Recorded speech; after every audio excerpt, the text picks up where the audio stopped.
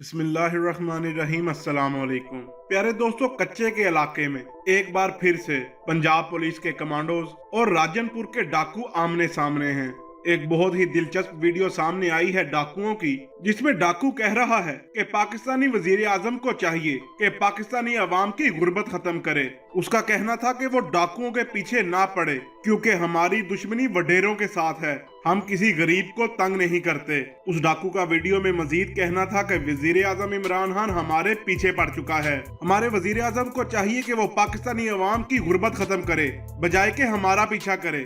और दूसरी जानब पंजाब पुलिस के कमांडोज ने डाकुओं को चारों तरफ से घेरा हुआ है। आप इस वीडियो की फुटेजेस में देख सकते हैं कि ये कच्चे का इलाका है और सिक्योरिटी फोर्सेस की गाड़ियां जा रही हैं।